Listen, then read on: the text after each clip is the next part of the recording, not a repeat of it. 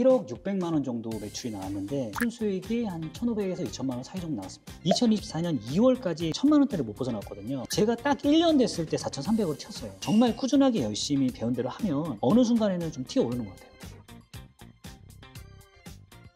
네, 안녕하세요. 새벽인간TV의 통슬입니다. 지난번에 이제 출연해 주셨던 분인데 사실 그때 되게 좋은 내용을 많이 들고 오셔가지고 제가 이번에 또 출연 요청을 좀 드렸어요. 그리고 지금 이분이 구매대행을 오래 하신 분이거든요. 주제 이렇게 들고 오신 게 매출이 0원부터 1억까지 매출 달성하는 노하우, 그러니까 0원부터 1억까지 가는데 어떤 게 중요한지 강의처럼 만들어 왔으니까 열심히 하고 있는데 안 된다 그러신 분들은 오늘 노하우 잘 한번 담아 가셨으면 좋겠습니다. 클레버님 안녕하세요. 간단하게 자기소개 좀 부탁드릴게요. 안녕하세요. 구매대행 시작한 지 약 2년 정도 됐고요. 현명한 부자를 꿈꾸고 있는 리치 클레버라고 합니다. 2년 정도 이제 구매대행을 하셨는데 최근에 매출이나 이런 거는 좀 어떠셨어요? 그때 출연하셨을 때가 매출이 9,300 정도 나왔거든요. 제가 그때가 5월 달에 상반기 최고 매출을 찍었는데 그때 이제 9,300만 원에 순수익 1,000만 원을 넘어서 제가 방송에 나오게 됐었고요. 그리고 나서 이제 제가 12월 달에 2024년 이제 최고 매출을 찍었거든요. 1억 매출을 달성을 해서 지금 이제 또 나오게 됐습니다. 근데 요즘 구매대행이 다들 안 하려고 하고 구매대행을 처음 시작하시는 분들의 숫자가 되게 많이 줄었잖아요. 그러니까 대세가 아닌 사업인 것 같아요. 근데 이제 매출이 더 늘어나셨는데 현장에서 느끼시는 거는 좀 어떠세요? 유행은 돌고 도는 거니까 또 돌다 보면 다시 또 중국 구매대행 붐이 또 올 것 같거든요. 그래서 그런 거에 너무 연연하지 말고 본인한테 맞는 거에 해당되는 거를 정해서 거기서 성과가 나면 구매대행이 됐든 블로그가 됐든 사입이 됐든 본인한테 맞는 거 하면은 저는 괜찮다고 생각합니다. 그러면 금방 이제 최고 매출 1억 원 정도 찍었다고 하셨는데 그러면 이게 진짜 순이익은 얼마인지 말씀해 주실 수 있나요? 1억 600만 원 정도 매출이 나왔는데 마진이 보통 한 제가 20에서 25% 사이가 나오거든요. 그러다 보니까 12월 달 마진이 2,500만 원 정도 나왔습니다. 거기서 이제 각종 비용들 뭐 인건비랑 기타 비용 다 뺐을 때 순수익이 한 1,500에서 2천만 원 사이 정도 나왔습니다. 그러면 사업자 몇 개 운영을 하세요? 지금 현재는 5개 운영하고 있고요. 12월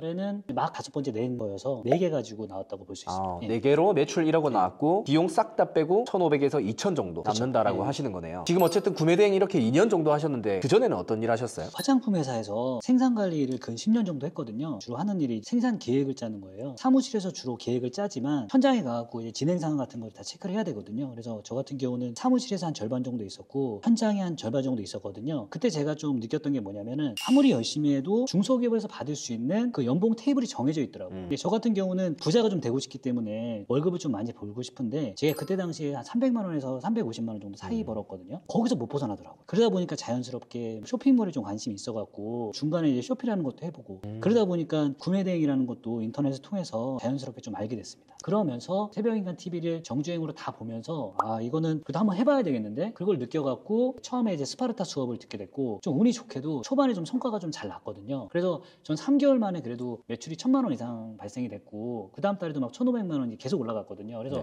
아 이렇게만 하면은 정말 돈을 많이 벌 수 있겠다 싶어서 바로 저는 1억 클래스도 듣고 지금 최근에는 이제 마스터 클래스까지 들었거든요. 그러면서 이렇게 성장을 해왔던 것 같습니다. 제일 처음에 이제 강의를 듣는 것 자체가 일단 유튜브 보고 다 할 수 있는데 왜 굳이 강의를 들으셨는지 좀 궁금하거든요. 저는 유튜브만 가지고 안 된다고 생각했어요. 왜냐하면 제가 실패 경험이 있거든요. 실제로 유튜브만 보고 예전에 제가 쇼피를 한 적이 있어요. 근데 2달 동안 제가 아무리 열심히 올려도 한 개도 판매를 못했어요. 그때 느낀 게 뭐냐면 쇼피가 되게 쉽다라고 많이 유튜브에서 나왔지만 막상 제가 했을 때는 되게 어려웠거든요. 그래서 그 뒤로는 강의를 듣고 한번 해봐야 되겠다 이런 생각을 많이 가지고 있었습니다. 근데 구매대행은 해보셨을 때 쉬워요? 아니면 어려운가요? 일 자체는 자유롭게 제가 할 수 있는 부분도 있고 전반적인 프로세스는 저하고는 좀 적성이 맞는 것 같습니다. 여기 보시면 시작했을 때부터 매출액 그래프가 쫙 나와 있는데 그래프가 매출 1억이지만 우상향으로 쭉 갔던 건 아닌 것 같아요. 정체도 됐고요. 그래서 이 매출액은 어떻게 이렇게 흘러갔는지 한번 설명 좀 부탁드릴게요. 보시면은 2023년 3월부터 시작해갖고 초반에는 3개월 만에 1,000만 원을 달성을 했고 그 다음 달에 이제 1,500만 원 달성할 정도로 좀 빠르게 성장했거든요. 근데 중간에 보시면은 계속 정책이에요. 2024년 2월까지 1,000만 원대를 못 벗어났거든요. 제가 딱 1년 됐을 때 4,300으로 튀었어요. 이때 느낀 게 뭐냐면 제가 열심히 그래도 한 게 계속 매출 에너지가 누적이 되고 있는 거구나. 그러다가 어느 순간에는 임계점이 넘어서면은 이게 한번 튀어오르는구나. 실제로 경험을 하니까 되더라고요. 그래서 제 생각에는 정말 꾸준하게 열심히 배운 대로 하면 어느 순간에는 좀 튀어오르는 것 같아요. 그러면 이때 이제 9천 찍었을 때요. 매출이 한번 거의 반에 반토막이 나잖아요. 그때는 위기감 이런 거 안 느끼셨어요? 제가 순간적으로 매출이 확 뛴 다음에 이제 성수기에서 비수기로 접어들면서 매출이 다른 사람들보다 훨씬 많이 떨어져갖고 지금 나름대로 열심히 해서 이제 어느 정도 올라왔는데 떨어진 상태로 오랫동안 정체기가 되는 거 아니야? 이런 생각을 좀 많이 했어갖고 그걸 질문할 부분도 없고 발전도 해야 될 것 같고 다시 또 매출이 많이 떨어졌으니 없으니 이거를 좀 복구할 수 있는 방법을 찾다가 마스터 클래스 수강하는 걸 봐서 바로 이제 수강을 신청했습니다. 그래서 이제 그 매출액 0원에서 1,000만 원, 2,000만 원까지는 제일 중요한 게 저는 업로드라고 생각하거든요. 기본기 플러스 업로드만 되면 매출액 1,000만 원까지는 사실 누구나 달성할 수 있거든요. 그래서 저 같은 경우는 초반에는 거의 한 50개에서 한 100개 정도밖에 못했는데 어느 순간부터 이제 정체기를 겪으면서 업로드 양을 150개로 늘렸거든요. 그러다 보니까 여기 보시는 것처럼 3,510개를 한 달도 있고 2,850개를 한 달도 있죠. 어쨌든 3,000개가 되려고 그 중간 지점부터는 굉장히 열심히 했습니다. 자, 그러면 이제 저희 구독자분 중에 구매 대행을 아는 분도 계시지만 아예 모르시는 분도 계신단 말이에요. 근데 이게 업로드를 몇 개 해야 된다, 그 다음에 뭐 이렇게 하면 순이익 1,000만 원이 된다라고 얘기를 하셨는데 어떤 상품을 팔아야 되는지, 그 물건은 또 어떻게 사입을 해야 되는지 그런 것도 한번 설명을 해주시면 좋을 것 같거든요. 네. 저희가 무시동 히터를 만약에 소싱한다고 치면 네이버 가격 비교 네. 일단 들어가서 저 같은 경우는 여기 해외 직구 탭에 가서 팔린 데이터를 좀 보거든요. 리뷰 많은 순으로 팔린 데이터가 이렇게 나와요. 그러니까 무시동 히터 중에서 해외 직구에서 잘 팔린 것들을 보시네요. 그렇죠. 여기서 지금 보면은 디자인이 다양하게 있죠. 한 개가 구멍이 있는 것도 있고 네 개짜리도 있고 이 중에 하나를 저희가 소싱을 합니다. 이 중에서 어떤 거 선택하는지 한번 얘기해 주시면. 저 같은 경우는 최대한 좀 다양하게 하거든요. 만약에 네네. 세 개를 한다 손 치면 구멍이 한 개 있으면서 이렇게 넓적한 것도 있고 느낌이 다른 것도 있고 이렇게 세로형도 있잖아요. 같은 무시동 히터라도 최대한 좀 느낌이 다른 걸 잡습니다. 보통 이제 뿌리 상품이 있고 이제 가지치기라는 표현을 쓰는데 이 뿌리 상품에 해당되는 게 구멍이 한 개 있으면서 적당한 크기라고 하면 그거보다 좀 약간 크기가 다르다던가 사용 용도가 좀 다르다거나 디자인이나 느낌이 좀 다른 걸 최대한 좀 다르게 해서 세 개를 찾으려고 합니다. 저 같은 경우는 이제 이렇게 제품을 찾았으면은 여기 카메라 렌즈가 있거든요. 네. 카메라 렌즈로 타오바오를 이렇게 돌리면 이 제품과 똑같은 걸 찾아줘요. 오.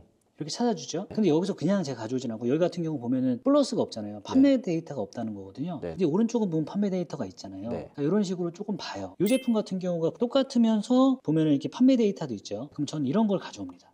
이거 같은 경우 지금 원가가 423위안이기 때문에 대략적으로 한 8만 원 정도 나오잖아요. 네. 그럼 여기에다가 기본적인 배송비랑 그리고 마켓 수수료까지 더하면은 한 4만 원 정도 나오거든요. 그러면 총 12만 원이잖아요. 그럼 제가 16만 원을 올리면은 4만 원이 저희가 이제 마진으로 남는 거예요. 그런 원리입니다. 그럼 이게 그냥 타오바오에 들어가서 우리가 구매를 하지 않고 그냥 16만 원에 올리는 건가요? 그렇죠. 이게 사입이 있고 위탁 판매가 있거든요. 네네. 사실상 이제 국내가 아니고 해외라는 것뿐이지 위탁 판매거든요. 아. 위탁 판매는 저희가 따로 제품을 미리 사갖고 가지고 있는 게 아니라 판매처에 가지고 있는데 저희가 배송만 해주는 거거든요. 거기서 중간 수수료만 받는 거기 때문에 사실상 저희는 저희가 소싱한 거를 가지고 헤이셀러라는 프로그램에 올려서 해당되는 기본적인 설정값만 넣으면 마켓에 바로 올릴 수 있습니다. 그러니까 이제 진짜 이미지만 다운받아서 올리면 끝이네요. 대표님, 그런데 이게 상품을 직접 못 보다 보니까 결국에는 내가 모르는 상품 반품이나 환불 이런 건 어떡하지라는 생각을 많이 하실 것 같아요. 반품이 일어나면 보통 설명을 많이 하는 게 당근에다가 이제 판매하는 거 아니면은 고객하고 지금 잘 협상해서 50% 해준다든지 뭐 70% 해준다든지 네. 보통 이렇게 많이 하는데 저 같은 경우는 또 역반품을 한번 해봤어요. 제품이 문제가 생겼는데 고가 제품인데 못 판다고 하면은 리스크가 크잖아요. 네. 그래서 실제로 제가 우체국에 가서 반품을 중국까지 보내는 거 이걸 한번 해본 적이 있거든요. 네. 제가 보내보니까 역반품을 보냈을 때 한 50%에서 한 70% 정도는 세이버가 됐거든요. 단가가 예를 들어 100만 원 넘어가는 제품이면은 우체국 택배를 이용해서 반대를 보내보는 것도 제 생각에는 괜찮은 것 같아요. 그러면 질문이 있는데 이게 그럼 판매자가 허락을 해주거나 미리 협의를 하고 이런 과정이 필요한가요? 그렇죠. 그게 있어요. 제가 7개를 보냈는데 7개 중에 3개가 중국까지 갔다가 중국에서 다시 백해갖고 저희 집으로 왔어요. 그게 어떻게 되는 거냐면 판매자와 잘 소통이 된 다음에 그 판매자가 수취인하고도 잘 협의해서 그걸 잘 받아주라고 얘기를 하면 중국으로 넘어갈 때 통관이 거쳤을 때 이걸 반품 받는 수취인이 받아들일 의향이 있는지에 대해서 확인하는 절차가 있습니다. 이거를 적극적으로 그쪽에서 받아주면서 하라는 거 하고 받아주는 거 제때 잘 받아주면은 이게 가요. 네. 근데 만약에 판매자도 수취인한테 연락도 제대로 안 하고 이거 받아줄 마음이 없어갖고 흐지부지 되면 갔다가 다시 옵니다. 아, 그러면 이제 반품할 때는 고가 제품만 그 대신 판매자랑 협의 확실히 하고 진행을 해야 되는 게 그렇죠. 중요하겠네요. 그렇죠. 그러면 원래 보통 반품할 때는 타오바오에서 주문한 지 한 달, 두 달 넘었을 때가 많잖아요. 그때도 애들이 받아주나요? 타오바오 이제 판매자들마다 다른데 단가가 있는 제품을 거래하는 판매자들이 제가 생각을 했을 때 좀 더 우호적인 것 같아요. 접수 방법도 있네요. 네. 우체국에 가면은 수기로 작성하는 게 있고 네. 옆에 보면은 온라인 접수하는 게 있어요. 맨 왼쪽에 있는 게 일반이고 그 옆에가 이제 EMS라 그래갖고 조금 더 높은 거예요. 그리고 EMS 플러스까지 있거든요. 그리고 여기는 이제 QR 코드가 있어갖고 제가 핸드폰 카메라 렌즈를 대면은 바로 제가 온라인으로 접수를 할 수가 있어요. 네. 그러면 5% 할인도 해줘요. 그러면 이제 사람들이 이제 궁금할 수 있는 게 그럼 기본은 뭐고 EMS EMS는 뭐고 EMS 프리미엄은 과연 어떤 기준으로 하는 거냐 이걸 궁금해할 수 있을 것 같아서 제가 정리를 해봤는데 기본은 20kg 이하 제품만 되고요. EMS는 20에서 30kg 사이 있는 제품만 돼요. 그리고 EMS 프리미엄은 30kg 이상 그것도 70kg까지만 되더라고요. 네네. 그리고 이제 또 우체국 직원이 와서 가장 긴 사이즈로 둘레가 뭐 2m냐 3m냐에 따라서 또 나눠져요. 그래서 이게 기본이 제일 좀 저렴하고 그리고 EMS가 좀 더 비싸고 EMS 프리미엄이 좀 더 비싸다고 생각하시면 돼요. 초보자분들 같은 경우는 사실 반품 하나 받아도 한 달치 손익이 다 날아가잖아요. 그럴 때 사용하시면 좋을 것 같아요. 그럼 이걸 어쨌든 도착했을 때 문제 없는 게 제일 좋잖아요. 그러려면 네. 포장을 좀 잘해야 될 것 같은데 그 노하우가 좀 있으실까요? 저 같은 경우는 포장을 좀 안 아끼는 편이에요. 저는 반품이 한 달에 한 개 꼴도 안 들어왔더라고요. 그 정도로 저는 한 1% 이하거든요. 반품하는 게. 그러니까 예를 들면 그냥 기본적인 포장이 배송대행지 오겠죠. 추가 포장을 안 하고 그냥 최종 도착지까지 하시는 분들도 많더라고요. 근데 저는 아무리 좀 그래도 뽁뽁이라도 합니다. 그리고 웬만해서는 에어캡을 해요. 그거에 대한 기본 기준을 제가 좀 설명을 드리면 저 같은 경우는 10kg 이하인데 튼튼한 제품 있잖아요. 예를 들면 튜브 같은 거 파손 안 되겠죠. 근데 이런 게 보통 이제 마대자루 같은 데다가 오는 경우도 많거든요. 그러면 마대자루가 해지면서 막 스크래치가 날 수 있어요. 그쵸. 그렇기 때문에 저는 뽁뽁이라도 해요. 그리고 만약에 10kg 이하인데 불안한 제품이 있어요. 파손이 좀 될 것 같은 느낌이 들면 저는 에어캡을 합니다. 그리고 10kg에서 30kg는 무조건 에어캡을 해요. 그리고 30kg에서 40kg는 배대지 포장하는 데 가보면은 주의사항에 적혀 있는 게 뭐가 있냐면 무게 30kg 이상은 에어캡 포장 시 터질 수가 있다. 뭐 이런 얘기들이 적혀 있거든요. 에어캡이 터지게 되면 결과적으로 중간 역할을 못 하는 거잖아요. 그렇기 때문에 저 같은 경우는 30kg가 넘어가고 한 40kg 정도 사이에는 발포지를 씁니다. 발포지는 어떤 건가요? 터지지는 않으면서 포장 보완은 그래도 좀 괜찮게 잘 되는 그런 걸 이제 발포지라고 합니다. 그러면 이제 나무 포장 이런 거는 잘 안 하시는 편인가요? 저는 이제 40kg 이상 되는 제품들만 나무 포장을 해요. 근데 이제 제가 몇 번 이제 파손을 당해 보니까 무게가 무거운 거는 좀 신경을 써야 되겠다. 그러면은 기본적으로 현재에다 요청할 수 있는 거는 나 같은 경우는 40kg 넘어가는 거 수출용 나무 포장을 해줄 수 있냐라고 물어보면은 판매처에서 가능한 데가 있고 또 안 가능한 데가 있거든요. 그러니까 안 되는 데 같은 경우도 오는 방식이 박스 아니면은 보통 나무 틀 포장으로 오거든요. 무게가 무거운데 박스 포장이면은 왠지 불안하잖아요. 그러면 저 같은 경우는 에어캡을 감싸고 거기다 발포지까지 또 감싸요. 그러면은 좀 튼튼하겠죠. 그리고 나무 틀 포장으로 오면은 보통 그게 원목인 경우가 많거든요. 그러면 이제 어차피 통관이 또 안 돼요. 그러면 기본적으로 발포지를 해야 되거든요. 그렇게 해갖고 추가적으로 이제 포장도 하지만 가끔 이제 발포지하고 틀 포장을 해도 왠지 이 제품은 좀 불안한 느낌이 드는 제품이 있어요. 그러면 저는 어떻게 하냐면 발포지를 한 겹 더 합니다. 그렇게 해갖고 하니까 파손이나 이런 게 좀 줄더라고요. 그러면 그랬을 때 마진이나 이런 거는 괜찮아요? 배송대행지에서 에어캡 발포지를 하는 거는 비용이 그렇게 높지 않아요. 기본적으로 에어캡이나 발포지 같은 경우는 1,000몇백 원, 2,000몇백 원, 3,000몇백 원 기본 사이즈에서는 이 정도밖에 안 합니다. 좀 커봤자 진짜 한 5,000원 이렇게밖에 안 나와요. 그러면은 에어캡 발포지 다 해도 10,000원밖에 안 되거든요. 그러면은 10,000원을 더해서 파손이 안 되는 게 더 낫다는 거죠. 저는. 만약에 수출용 나무 포장이 현지 판매자가 된다고 하면은 그걸 무료로 해달라고 하는 경우가 많아요. 왜냐면 제품 자체가 좀 비싼 경우가 많으니까 딜이 좀 잘 먹히거든요. 그게 안 된다고 하면은 수출용 나무 포장을 좀 저렴하게 해달라고 그래요. 그러니까 그런 활용을 해서 아예 그냥 나무 포장 자체도 절감할 수 있는 방법이 있네요. 자, 지금까지 이제 반품 이런 거 얘기해 주셨는데 그러면 이렇게 매출이 일단 나왔으면 좋겠다라고 생각하는 분들이 있으실 것 같은데 어떤 상품 소싱을 해야 되는지 좀 궁금하거든요. 그냥 일반 쿠팡이나 다이소에서 볼 수 있는 그런 제품들 같은 경우는 안 팔리더라고요. 네. 그 다음에 이제 수업에 들은 대로 공장이나 업장이나 아니면 전문가들이 쓰거나 아니면 인증이 필요한 이런 제품들을 주로 소싱을 하거든요. 네. 그런 기준으로 열심히 소싱을 하다 보니까 12월 달 같은 경우는 일매출 1,500만 원까지 나왔거든요. 1,500만 원 나왔을 때 봉헌했던 그 상품이 있어요. 그걸 한번 제가 말씀을 드려보려고 하는데 네. 제설기라고 있어요. 일명 크무비라고 네네. 크고 무겁고 비싼 제품 중에 하나인데 또 이제 계절성도 띄죠. 시즌성으로. 이걸 이제 공공기관에서 8대를 한 번에 구매를 하셨거든요. 네네. 그것만 하더라도 1,000만 원이 넘거든요. 거기에 이제 기본적인 매출이 합쳐지니까 1,500만 원까지 나오더라고요.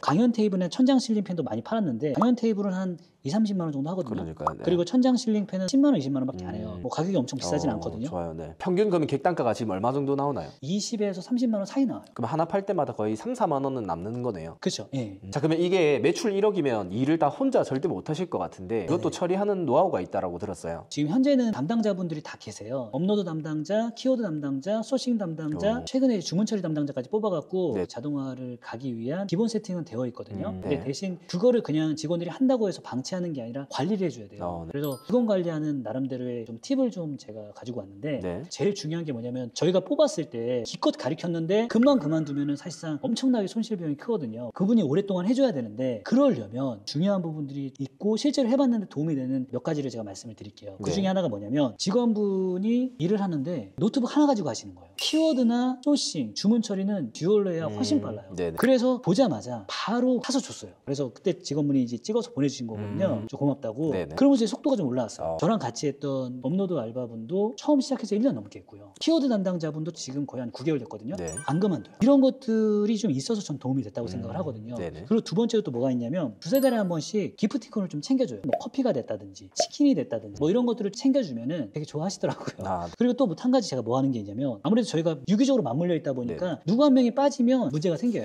뭐 아플 수도 있고 이럴 때 어떻게든 하라고 할 수도 있겠지만 저 같은 경우는 거의 받아줘요. 그러면은 이 날짜 대신 토요일로 좀 바꿔서 혹시 가능하실까요? 네. 일정 조율을 해드려요. 근데 그렇게도 만약에 안 되면 제가 급하게 뛰어들어서라도 합니다. 그래서 최대한 직원분들이 부담감을 안 느끼게끔 노력하는 편이에요.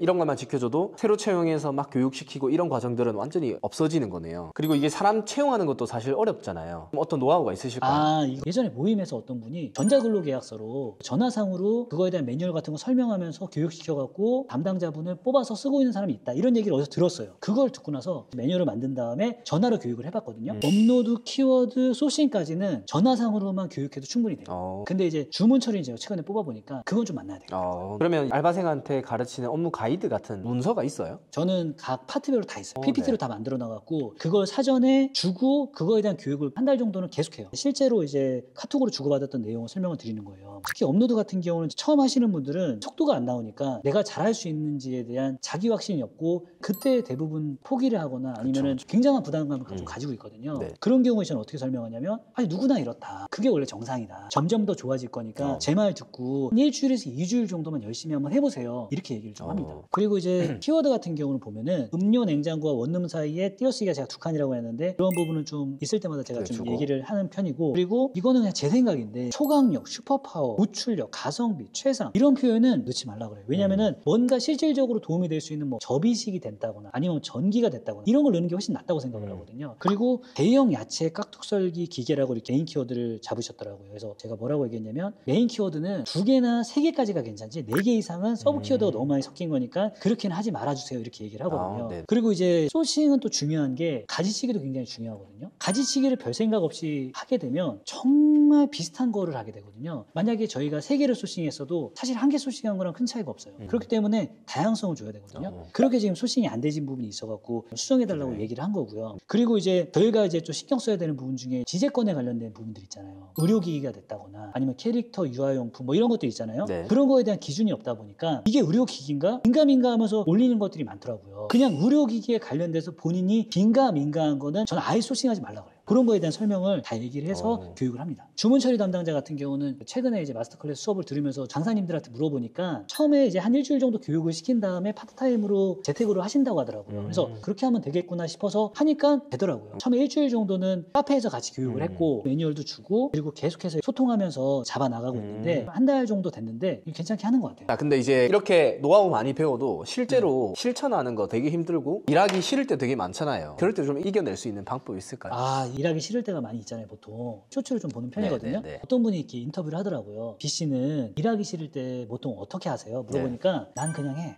일하기 싫어갖고 일을 했는데 또 막상 하다 보니까 또 일이 잘 되네? 하는 순간이 있다는 거예요. 그래서 어떤 특별한 생각을 하지 말고 일하기 싫더라도 그냥 한다는 생각을 가지고 하다 보면 생각보다 좀 일이 잘 풀리는 게 있다라는 그런 내용이거든요. 특별한 진짜 방법 없다. 그냥 하는 거다, 맞죠? 그리고 이제 마지막으로 이제 제가 노하우라는 말씀을 드리면은 하다 보면 이제 대량 결제를 하는 경우가 좀 많이 생기거든요. 대량 결제 같은 경우는 사업자로 하는 방법이 있고 이제 개인으로 하는 방법이 있겠죠. 사업자로 저희가 할 수 있는 거는 전자제품이 아닌 것만 할 수 있거든요. 그러면 전자제품이 아닌 거는 한 번에 그냥 사업자로 하면 되겠죠. 근데 이제 전자제품인 경우인데 대량으로 주문을 들어왔을 때가 좀 난감한 경우가 있거든요. 대량으로 전자제품을 20개가 들어왔어요. 만약에 한 번에 저희가 20개가 나간다는 기준이라고 하면은 오픈마켓에서부터 결제를 20개를 다 해야 돼요. 그리고 주소지를 20개를 다 받아야 됩니다. 그리고 건건에 해당되는 배송대행 신청서를 써야 돼요. 그거에 대한 통관 번호를 20개를 받는 게 제일 좋아요. 왜냐면은 세간에서 랜덤 샘플링이 걸릴 수도 있거든요. 그런 경우에 걸렸을 때 저희가 소명을 할 수가 있어요. 제가 이제 구매대행 하면서 구매대행은 좀 단거리 경주가 아니고 좀 장거리 경주에 가깝다고 생각을 하거든요. 제대로 된 방법을 배우고 최소한 1년 이상은 꾸준히 오래 열심히 하면 누구나 다 원하는 목표 달성이 가능하다고 생각합니다. 오늘 정말 긴 시간 얘기를 해주셨는데 다음 목표가 있다고 들었어요. 올해. 올해 말까지는 2억을 목표로 하고 싶고요. 그리고 지금 주문 처리까지만 자동화를 이루어냈는데 영업 관리까지도 자동화를 해갖고 시간을 좀 많이 확보를 하는 거를 좀 목표로 하고 있습니다.